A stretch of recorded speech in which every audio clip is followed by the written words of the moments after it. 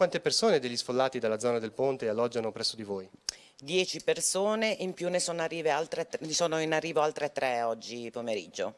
Tutte famiglie che avete cercato di sistemare qui? Certo, tutte famiglie che abbiamo cercato di dare una sistemazione fin quando avranno bisogno, chiaramente. Quali sono le difficoltà del momento anche per voi? È difficoltà perché siamo anche in un periodo d'agosto, quindi abbiamo un sacco di prenotazioni e più di tanto non riusciamo a prenderne di queste persone. Tanto si prevedono tempi lunghi, immagino, per l'accoglienza. Ho paura di sì, spero di no per loro, ma purtroppo ho paura che sarà così.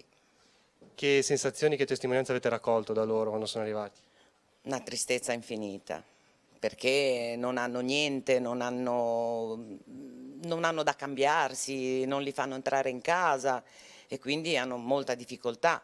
Poi difficoltà per il mangiare, perché qua è solo per dormire, quindi non so. Riuscite a sopperire a qualche esigenza o è difficile? È difficile, molto difficile, sì, è difficile, anche perché per Genova adesso è un momento di turismo e non riusciamo a gestirla bene, insomma, questa cosa, penso. Per molti di loro, tra l'altro, continua anche la vita quotidiana, il lavoro, infatti molti non ci sono, è così, funziona così. Certo, ci sono delle famiglie che stamattina sono usciti per andare a lavorare e quindi rientreranno stasera, mi hanno detto, però le vedi che sono persone che non so come la potranno gestire questa cosa. Provate anche a contattarle, ma appunto sono stanche, o anche provate, immagino. Sì, sono appunto, come dice lei, hanno molti pensieri in questo momento e sono molto giù, sì.